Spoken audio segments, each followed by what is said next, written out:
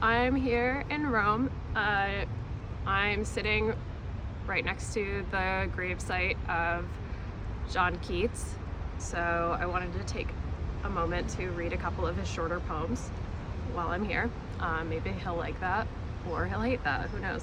So a little bit about Keats. He is a famous English poet from the 1800s. He was very young. He died in 1821 of tuberculosis at the age of 25.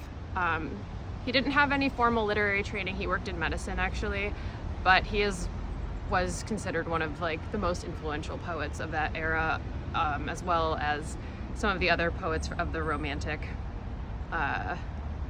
class of poets, even though it's not necessarily thought that he was with them. Some of those other poets would be Percy Shelley, Byron. Shelley's also buried in the cemetery, so there'll be another video with that. All right, so a couple poems, short poems by John Keats. This one's called The Human Seasons. 4 seasons fill the measure of the year. There are 4 seasons in the mind of man. He has his lusty spring, when fancy clear takes in all beauty with an easy span. He has his summer, when luxuriously spring's honeyed cud of youth thought he loves to ruminate, and by such dreaming high and nearest unto heaven, quiet coves his soul has in its autumn, when his wings he furleth close, contented so to look on mists in idleness, to let fair things pass by unheeded as a threshold brook. He has his winter too, of pale misfeature, or else he would forego his mortal nature.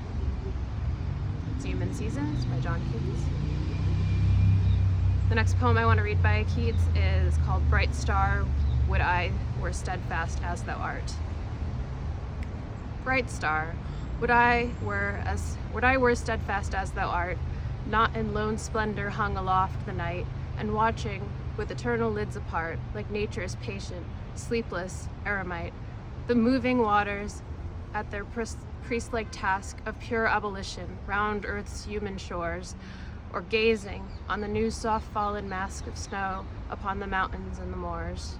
No, yet still steadfast, still unchangeable, pillowed upon my fair love's ripening breast, to feel forever its soft fall and swell, awake forever in a sweet unrest, still to hear her tender taken breath, and so live ever, or else swoon to death. And the last thing I'll read to you is the quote that he wanted inscribed on his grave, which I will show a picture of also. The quote on his grave is, "Here lies one whose name was writ in water." And that's a little bit of Keats next to where his bones are. Thank you so much.